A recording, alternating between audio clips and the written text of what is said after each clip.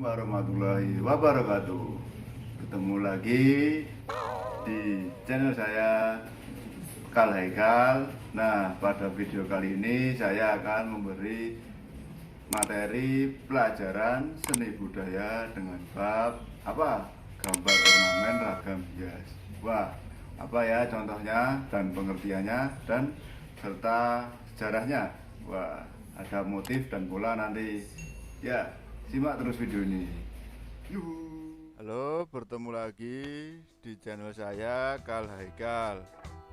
Nah, pada video kali ini saya akan memberi materi pelajaran seni budaya dengan bab gambar ornamen ragam hias.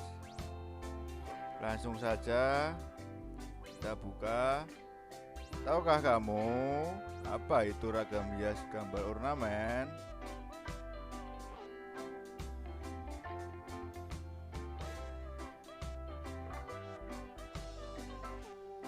Ornamen merupakan salah satu seni hias yang paling dekat dengan kriya, apalagi jika dikaitkan dengan berbagai hasil produknya.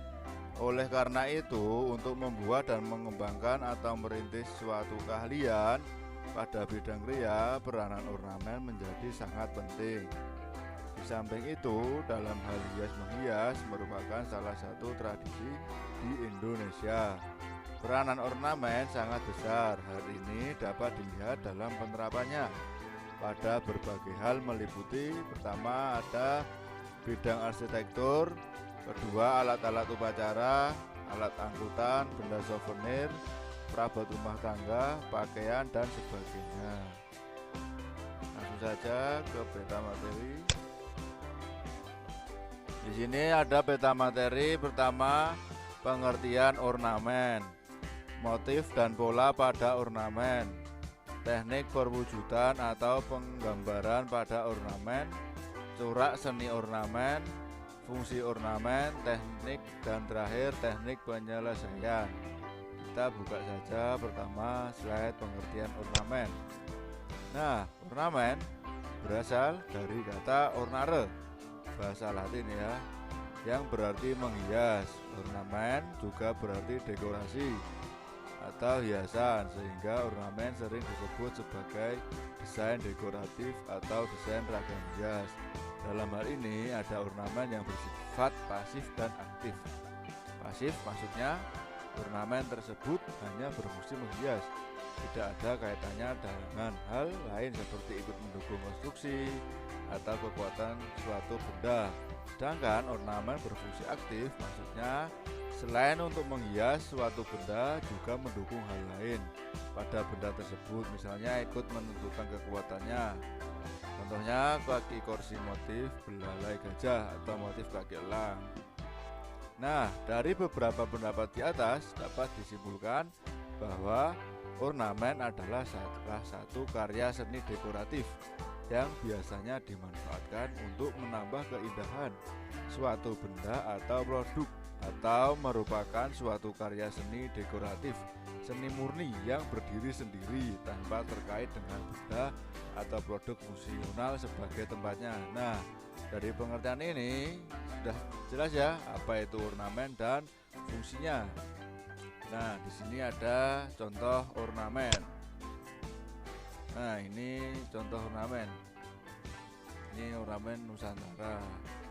Kita kembali lagi ke peta materi.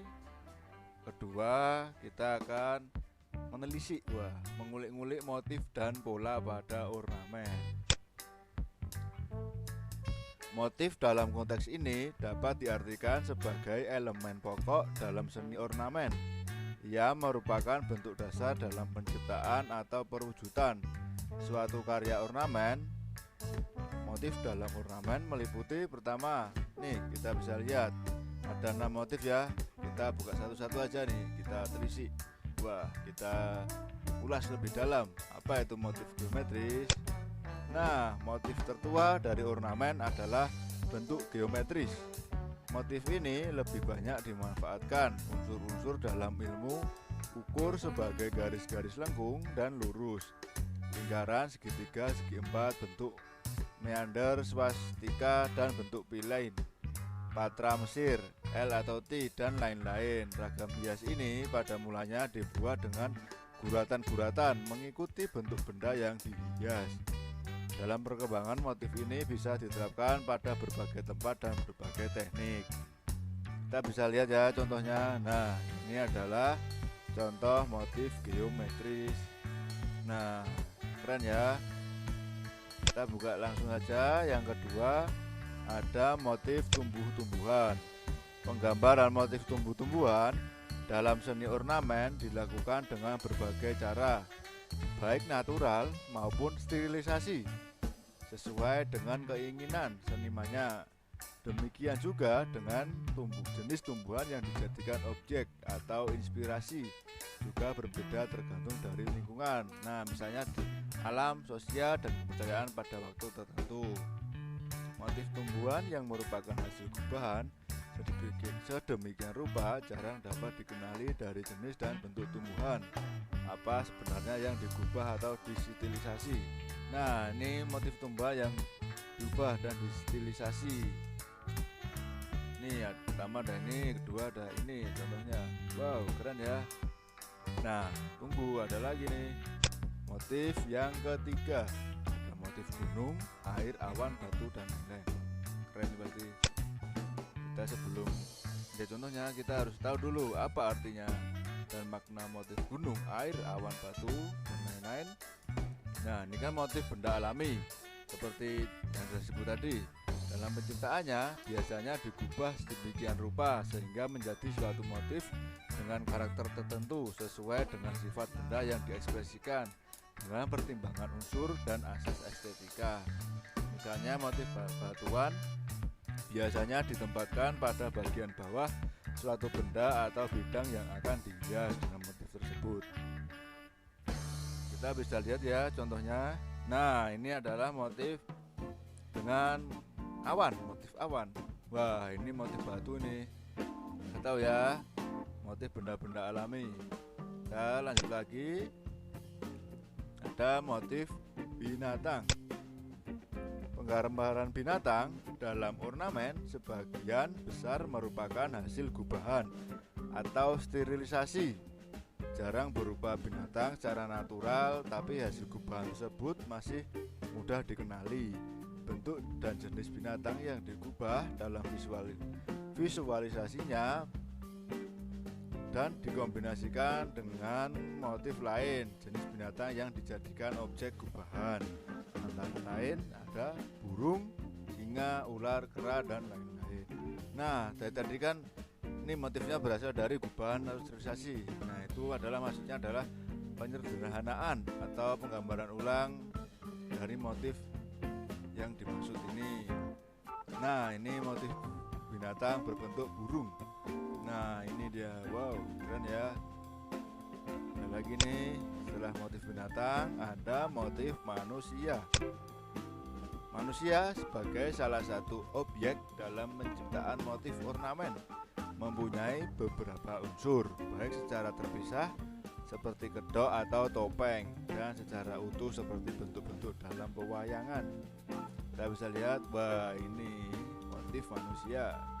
Nah, ini. Dan terakhir ada motif kreasi. Bentuk-bentuk ciptaan yang tidak terdapat dalam alam nyata seperti motif makhluk ajaib, raksasa, dewa, dan lain-lain. Bentuk ragam hias khayali. Nah, motif kreasi itu atau motif ragam hias khayal yang didapat dari imajinasi, dari mengkhayal. Wah, apa itu ya? Ragam hias mengkhayali adalah merupakan hasil daya dan imajinasi manusia atas persepsinya. Motif mengambil sumber ide dari luar dunia nyata. Contoh motif ini adalah motif kala, motif ikan duyung, raksasa, dan motif makhluk-makhluk gaib. Bisa dilihat ya. Nah, dari motif kreasi ini kalian juga bisa nanti mengembangkan imajinasi kalian, membentuk motif kreasi yang sangat spektakuler. Wah, semangat. Kembali lagi, ada pola ornamen. Lanjut lagi, ini pola ornamen ya. Tadi kan motif, sekarang kita belajar pola. Apa itu ya pola? Pola dalam bahasa Inggris disebut pattern. Dalam ensiklopedia Indonesia dijelaskan bahwa motiflah yang menjadi pangkal tema dari suatu buah kesenian. Sejalan dari pendapat di atas, kalau digambarkan, apabila ada garis lengkung, hanya sebagai contoh ya, garis lengkung ini, maka garis tersebut disebut sebagai motif, yaitu motif garis lengkung. Kalau garis lengkung tadi diulang penyusunannya, pola dilakukan dengan jalan menebarkan motif secara berulang-ulang, jalin menjalin, selang-seling, berderet, atau variasi satu motif dengan motif lainnya. Lanjut lagi, selanjutnya apabila pola yang telah diperolehnya tadi diterapkan atau dijadikan hiasan pada suatu benda, misalnya dengan jalan diukir contoh pada sebuah kursi, maka kedudukan pola tadi ialah sebagai ornamen dari kursi tersebut. Sampai di sini jelaslah bahwa motiflah yang menjadi pangkal atau pokok dari suatu pola. Kemudian setelah pola tadi diterapkan pada benda lain, maka jadilah suatu ornamen. Nah, dari penjelasan di atas, maka antara motif, pola, dan ornamen dapat dibedakan sebagai berikut. Nah, dari tadi kan kita belajar motif, pola, dan ornamen. Ini dibedakan sebagai berikut ya. Motif merupakan pangkal untuk membentuk suatu pola, baik dibentuk dari unsur garis maupun suatu bentuk figur. Pola, nah, adalah motif yang dibuat secara berulang-ulang, jalin menjalin, selang-seling, berderet, atau variasi. Nah, terakhir ornamen adalah pola yang diterapkan atau dijadikan hiasan pada suatu benda. Nah, dari perbedaan motif, pola, dan ornamen ini sudah tahu ya. Ini dia perbedaannya.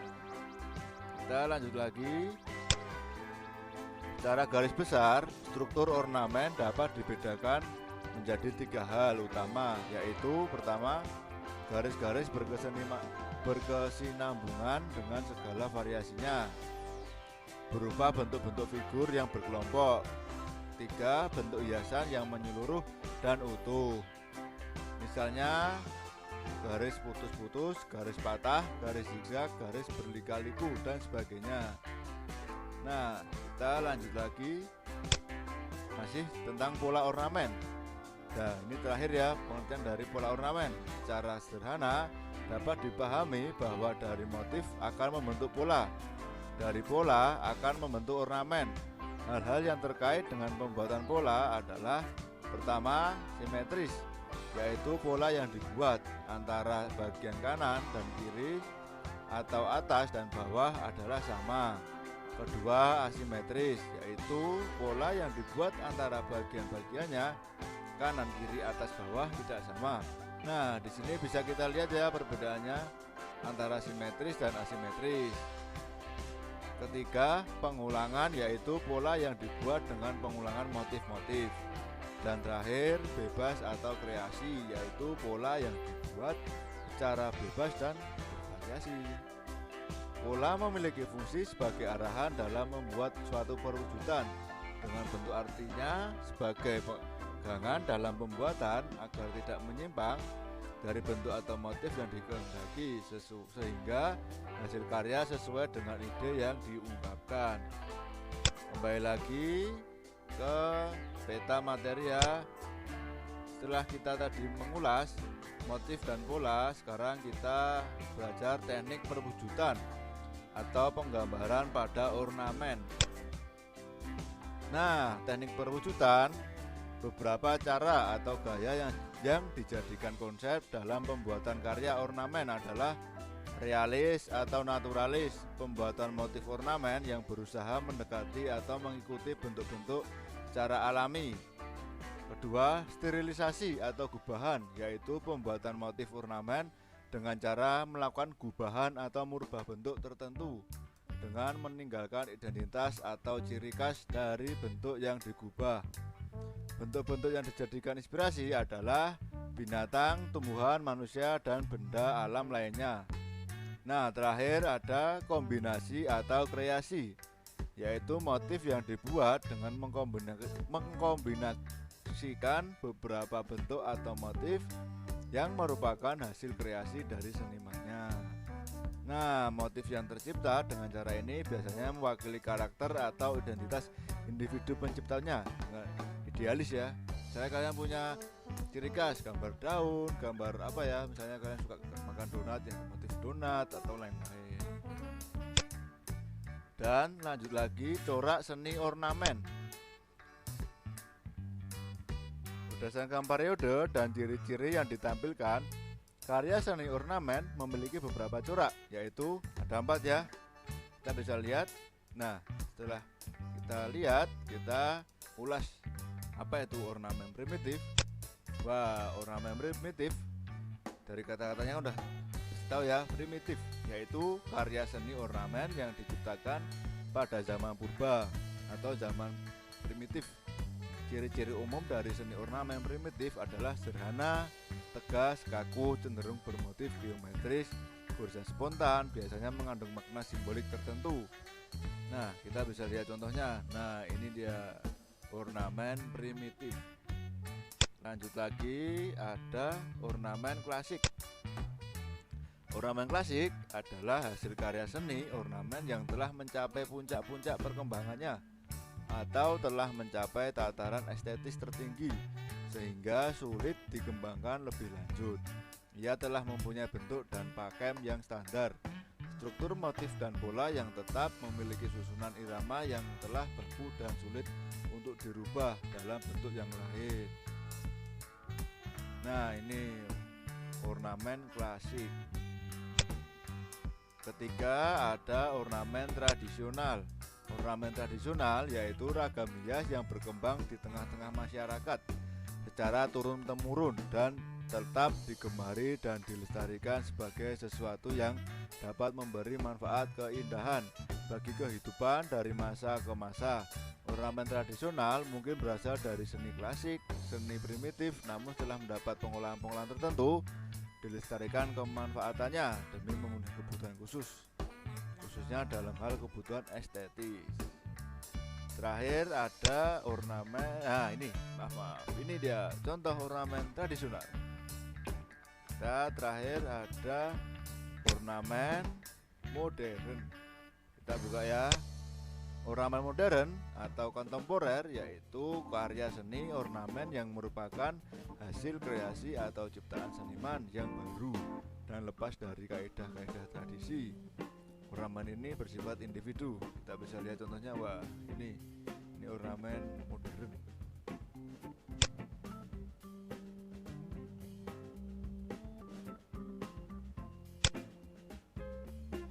Nah, terus ada fungsi ornamen. Fungsi ornamen, penciptaan suatu karya selalu terkait dengan fungsi tertentu. Demikian pula dengan karya seni ornamen yang penciptaannya selalu terkait dengan fungsi atau kegunaan tertentu. Beberapa fungsi dapat kita lihat, ada sebagai ragam hias murni, sebagai ragam hias simbolik. Apa itu ragam hias murni? Kita lihat ya. Bentuk-bentuk ragam hias yang dibuat hanya untuk menghias saja demi keindahan suatu bentuk atau bangunan, di mana ornamen tersebut ditempatkan. Penerapannya biasanya pada alat-alat rumah tangga, arsitektur, pada pakaian, batik, bordir, kerawang, pada alat transportasi dan sebagainya. Nah, kita bisa tangkap ya dari pengertian ini sebagai ragam hias murni yang dibuat hanya untuk menghias demi keindahan suatu bentuk. Lanjut lagi, ada sebagai ragam hias simbolik. Nah, karya ornamen yang dibuat selain mempunyai fungsi sebagai penghias, suatu benda juga memiliki nilai simbolis tertentu di dalamnya. Menurut norma-norma tertentu, adat, agama, sistem sosial lainnya, bentuk motif dan penempatannya sangat ditentukan oleh norma-norma tersebut, terutama norma agama yang harus ditaati. Contoh ragam hias ini misalnya motif kaligrafi, motif pohon hayat sebagai lambang kehidupan, motif burung ponik sebagai lambang keabadian, motif padma, swastika, lamak, dan sebagainya. Nah, setelah kita menelisik tentang tentang fungsi ornamen, kembali lagi ke peta materi. Terakhir ada teknik penyelesaian. Wah, penyelesaian gambar ornamen bertujuan untuk membuat karya tersebut menjadi lebih indah dan gambar yang di finishing akan nampak lebih jelas dan menarik. Nih, lanjut yes. Oke, kita lanjut. Nah, teknik hitam putih yaitu penyelesaian suatu karya ornamen yang hanya memanfaatkan tinta atau pensil hitam. Penyelesaian dengan cara ini dimaksudkan untuk menimbulkan kesan gelap terang.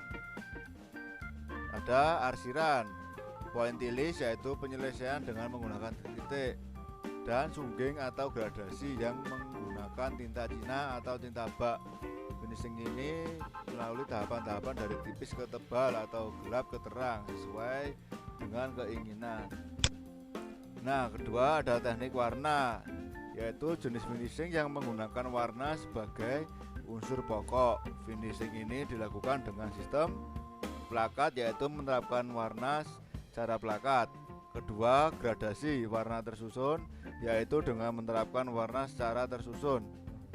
Ketiga, gelap terang, yaitu menerapkan warna dari warna gelap ke warna terang, bukan warna tersusun ya. Nah, untuk mendapatkan hasil yang maksimal dalam melakukan finishing dengan warna adalah pengetahuan kita ya, ini tentang teori warna, jenis warna, teknik pencampur warna, dan efek yang ditimbulkan, nilai warna, sifat warna, makna warna, dan lain-lain. Nah, terakhir adalah penutup. Wah, terima kasih ya sudah menyimak video gambar ornamen ini sampai selesai, dan semoga kalian tambah semangat dan terus berkarya. Semangat berkarya. Sampai bertemu lagi di video saya selanjutnya. Oke, assalamualaikum warahmatullahi wabarakatuh.